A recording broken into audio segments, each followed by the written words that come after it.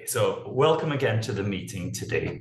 Okay, so first of all, I want to say that I want to make this session as useful as possible for everyone who's here today.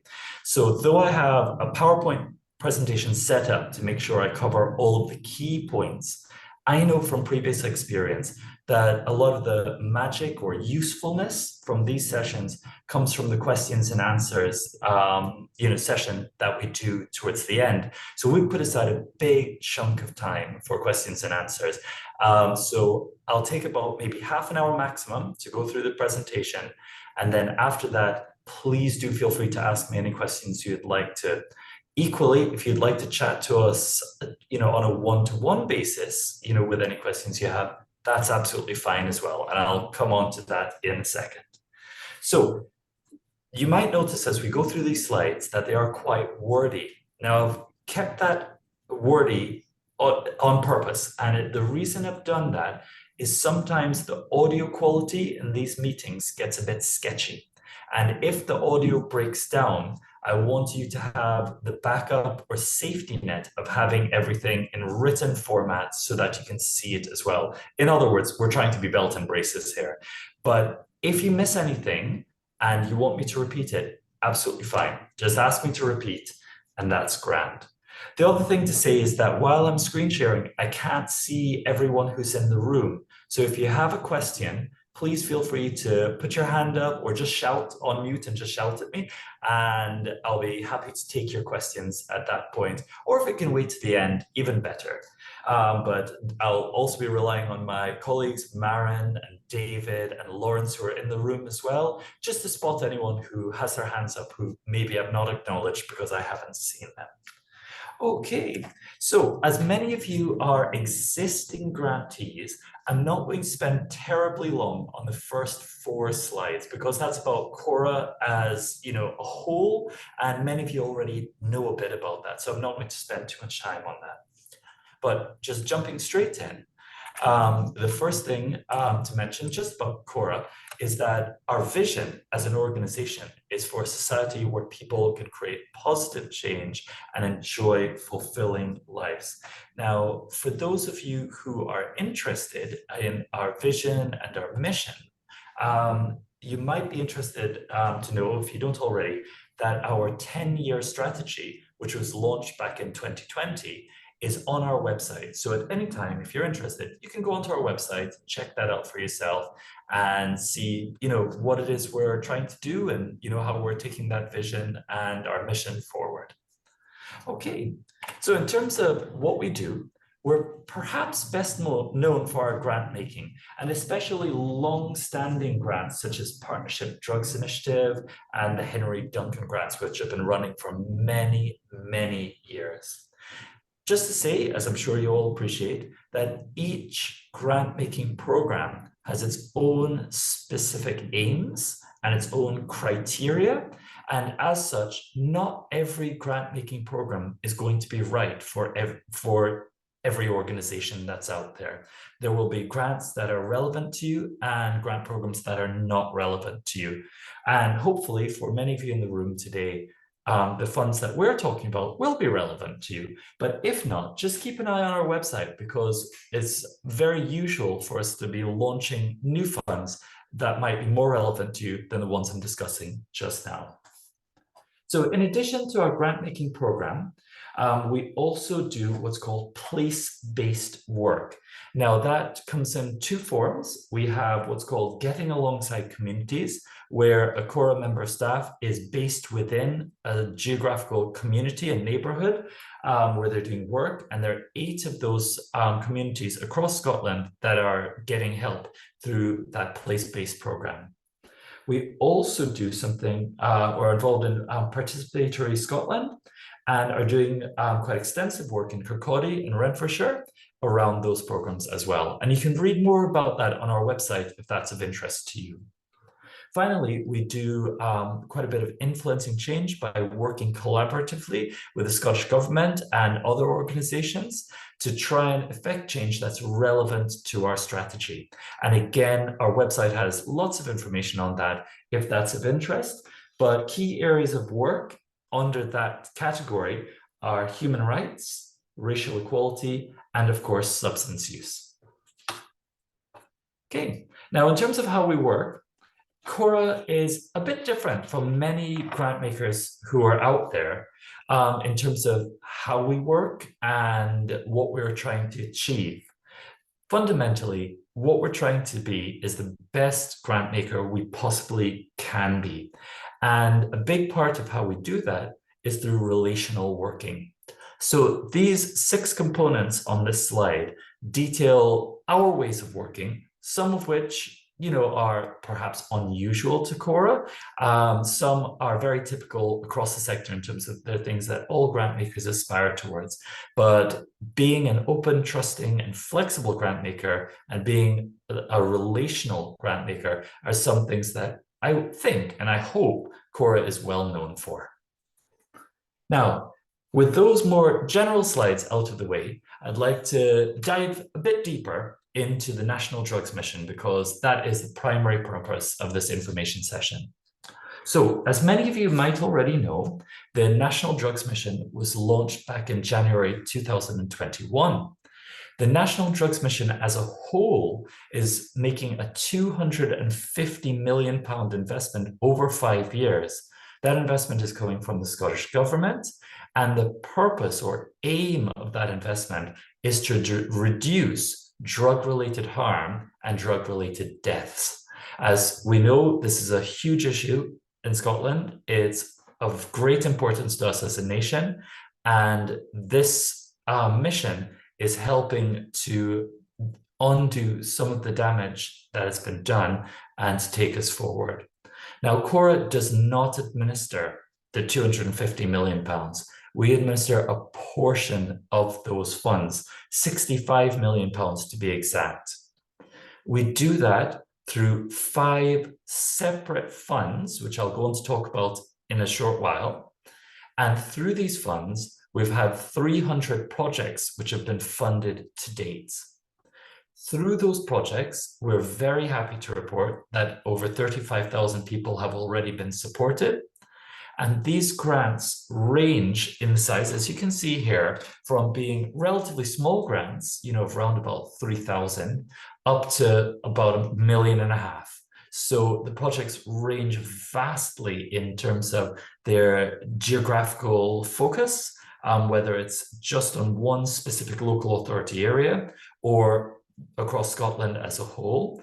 And they also vary in terms of the numbers of people they support and the complexity of the work that they are doing.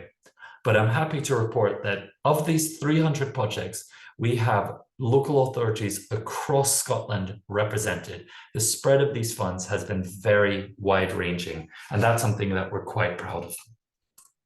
In terms of the specific funds, there's one that's not represented here. It's the Grassroots Fund.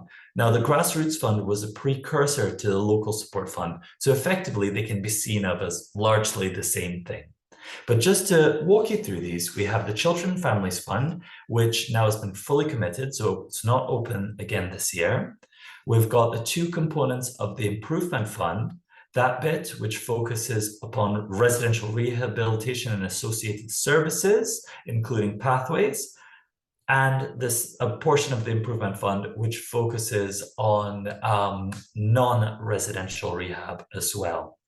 And then we have the Local Support Fund, which, as you can see from the slide, is open to existing grant holders only, as is, it says there's a bit of a typo. So the Improvement Fund, where it says pathways to rehab, that's non-residential rehab. So that's projects not associated with residential rehab. That's open to existing grant holders only. Pathways to residential rehabilitation is included within the residential rehabilitation component, and that's open to applications until the 28th of November. Okay, so Local Support Fund, open to previously funded grantees who are short-term funded, and then finally the Local Support Fund microgrants, which we call the microfund for short, And that's open to applications just now until funds are spent. And this will be the main focus of the information session today. However, if there are questions relating to any of the other funds, I'm very happy to take those questions. And as I said, we've left lots of time at the end for those questions. So please do bring in questions that are of relevance to you or your organization. Okie dokie. So moving on from there, the local support fund has the purpose, effectively, of providing extra resource so that people who are impacted by drug use in Scotland can receive greater levels of support. What we're doing is we're aiming to fund services who are already providing some element of support to either people who are using substances, people who are in recovery from substance use, or families who have been impacted by their loved ones' drug use. So if an organization is already providing a service or all their services targeted at one or more of those groups, then the microfunds might be able to offer some financial support to beef up those activities. Some examples of projects that have already been funded, as you can see listed here. I won't go through them all, but you'll notice some of them are perhaps maybe a bit different to what you'd expect to see. And that's because there's a real diversity to the small community groups that are working within Scotland. And many of them are providing very different sorts of activities, but all with the aim of supporting people in one of those three categories. And they've sent in applications, making it clear how their work is helping to achieve the aims of the fund. And they've received funding, sometimes for 1 year, sometimes for 5 years, to achieve those ends. And hopefully that list gives you an idea of how well maybe your own proposal might fit within the fund. In terms of who can apply, the microfund is really aimed at the smallest of organizations. So this is organizations based within a community that have a turnover or income, if you will, of up to £50,000 per year. So often these are organizations with one or just a couple of members of staff, often with a really distinct focus on a small community or perhaps an area of a bigger city. Charities, social enterprises, constituted community volunteer groups, all operating on a non-for-profit basis, are all very welcome to apply. It's important to note at this stage, and this information, by the way, is all contained within the criteria document for the fund, which you can find on our website. But to apply to this fund, you must be a group that is constituted. You must have a legal personality, so to speak. And that means that you'll either have a constitution or articles of association or similar documentation to effectively say that you are a constituted group and one with an asset lock, hence the not-for-profit basis. And an asset lock means that should your organization, your group, be wound up, that the funds you hold are not distributed amongst the trustees, but they're passed to an organization doing similar work. In terms of the organizations we hope will apply, Corra as a whole is encouraging organizations which work with Black, Asian and ethnic minority communities to get in touch with us about their proposals, about their ideas. So we are very much encouraging organizations who work with those communities to get in touch with us for an initial conversation. In terms of what can be applied for, the grants that we can give out through the microfund range in size from 1,000 a year to up to 20,000 per year. We've increased the threshold or the upper limit for that fund after consultation with previous grantees and applicants, just in terms of what would be useful to achieve or deliver effective working. The grants can be for 1 year, 2 years, or 3 years, and that ties in with the remaining lifespan of the National Drugs Mission. As you can see here on the slide, the funding is wide-ranging in terms of what it can be used for, but fundamentally, it's to deliver support to people who are either using substances, in recovery from drug use, or to family members and children that are impacted by a loved one's drug use. So we are very, very broad-minded with regards to the proposals that can come in relating to that. But hopefully that bullet point helps to give some guidance there in terms of the things that you can apply for. And that, of course, does include staff members, though we've not listed it explicitly. You can apply for staffing as well. In terms of how to apply, on our website, if you have a look at the microfund page, you'll see that we have a criteria document that you can download, you can open up and have a look at it.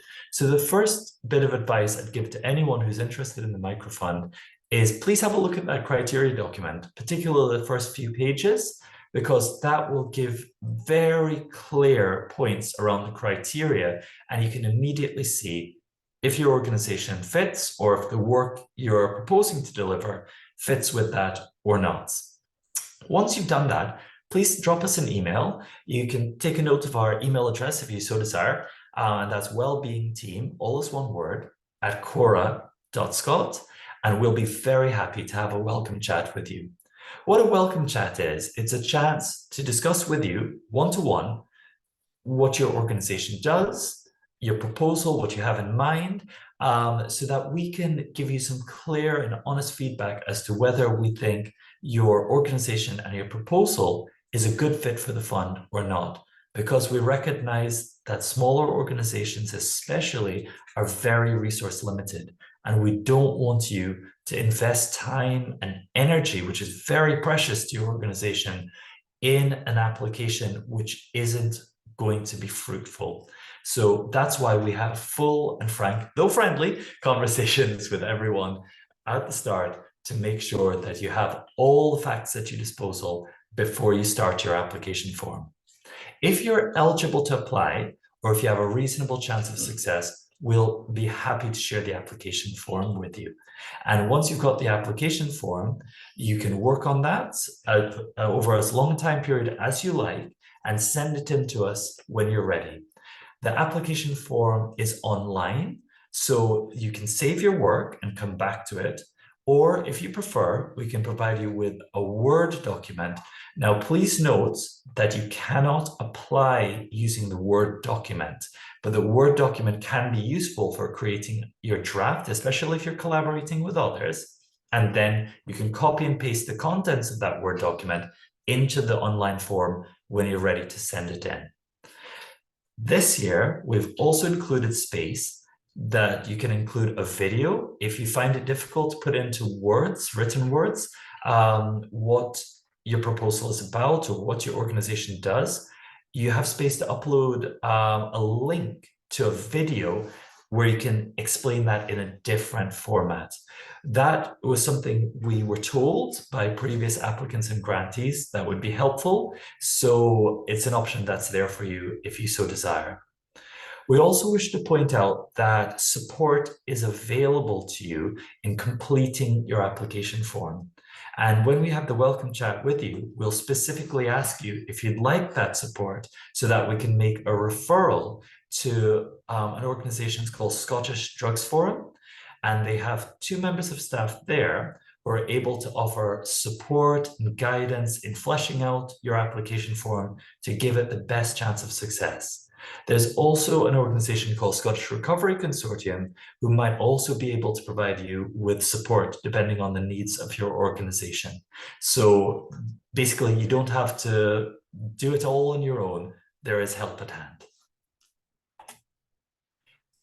At this point, we wanted to share with you some guidance or some tips in terms of filling out your application form, especially for those of you who are less experienced with filling out application forms or who may find this more challenging.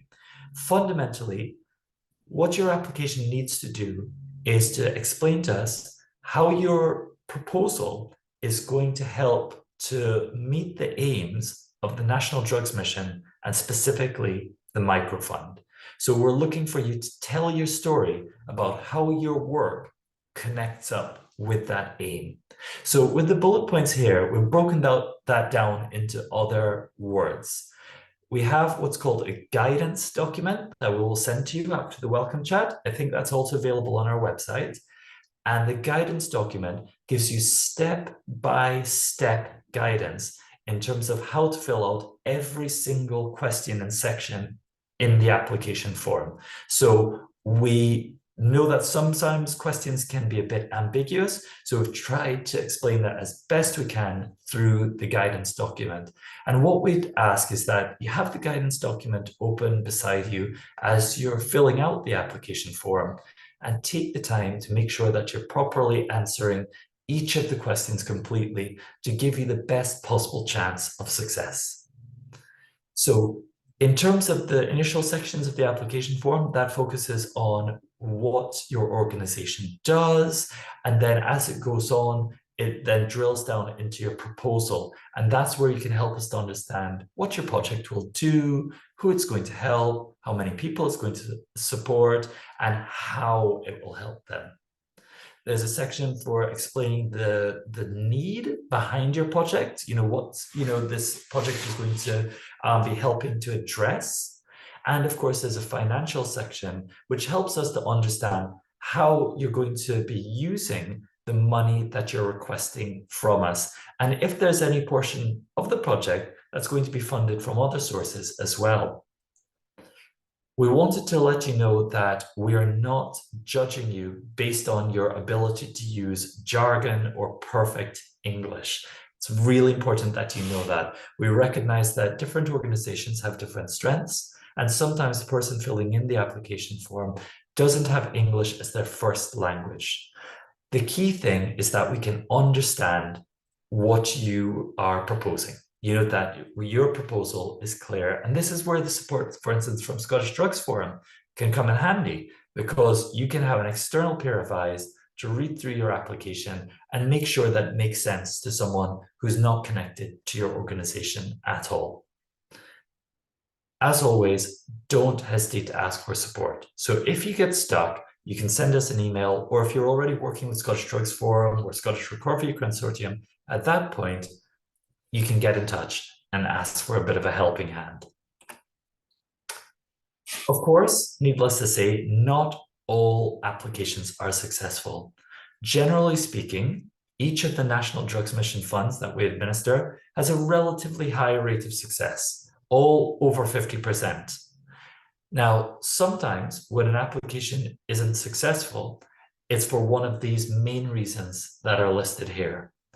The most common reason is that the project being proposed or the organization itself did not meet the criteria of the fund.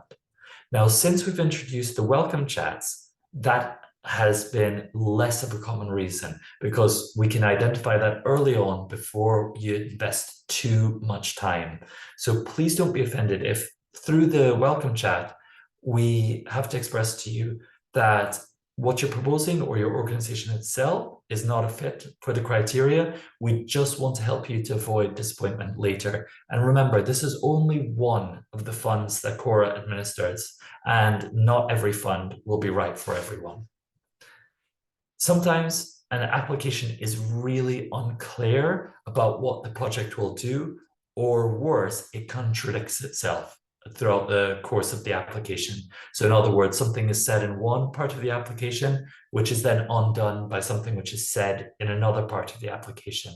So again, rereading your application, and if you can, getting an external pair of eyes to look at your application to make sure that it hangs together, it flows, is a useful thing and will increase your chances of success. And finally, for organizations that are applying for support to continue existing work, it's always useful to show the evidence that that work that you're doing is having a positive impact, or that there's a need for that work. So the more that you can put forward in the application to evidence that need or evidence the success of the work that you're doing already, the stronger your chances are of success. After you apply, we follow quite a distinct process in terms of assessing your applications. So we read through your application and put everything into an assessment sheet so that all organizations are in a similar, if not the same format, to go forward to our lived experience panel. And in the case of the larger funds, our advisory group, so that they can be compared on a similar basis, as opposed to the great variability in application forms that we receive. As a standard part of the assessment process, we will regularly contact organizations, usually by email, but sometimes by telephone as well, to fill in holes in the application, effectively to get extra information which is missing from the original application form.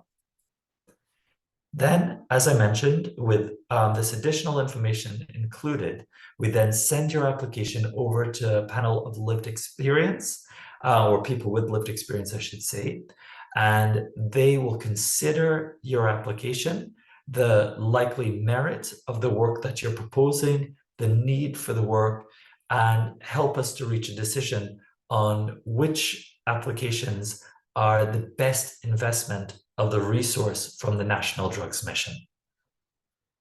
We aim to let you know about the outcome of your application by email within 2 months of your application coming in. There's sometimes delays to that process, and if there are, we will always get in touch with you to let you know that we're falling behind, but that is the timescale we're aiming for. So it's a relatively quick turnaround for the microfund. And as always, if you're not successful, and to be honest, if you're successful as well, we'll always give you written feedback. And if you want additional, more in-depth feedback, we're happy to arrange a meeting with you where we can give you more detailed verbal feedback. If you're successful, you'll get a grant offer letter or email for the microfund, and the project can start as soon as you accept the grant and sign any paperwork that's given. You can draw down very quickly after that. For those who are successful, they go on to become what we call grant holders. And Corra grant holders benefit from these points, which are written here. So as a Corra grant holder, you'll get advice and support throughout the project period. You know, if you hit any snags, you know, if you have any trouble with the delivery of the project, we're there to support you, to work alongside you. We can also offer help with monitoring and evaluation of your work, which is a common issue or common, you know, challenge for organizations that we fund.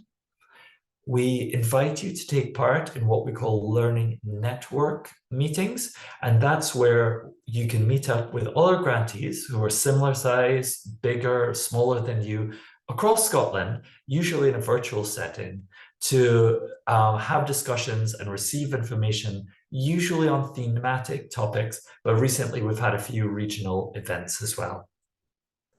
We also support you to strengthen your relationships with very useful and important bodies, such as your local alcohol and drugs partnership or statutory bodies, where you're finding it difficult to forge those relationships yourself. And as a relational grant holder, you're not limited to support in these 3 categories. You know, we will provide support as best we can in any areas in which you're maybe having a bit of difficulty. So that's the end of the PowerPoint presentation, I'm happy to say. If you need to contact us or would like to contact us by email, again, that's our email address that you can get in touch with us on, wellbeingteam@corra.scot. And on that note, what I'll do is I will stop the PowerPoint presentation and just ask if any of my colleagues have identified anything I've missed that might be useful for you to know.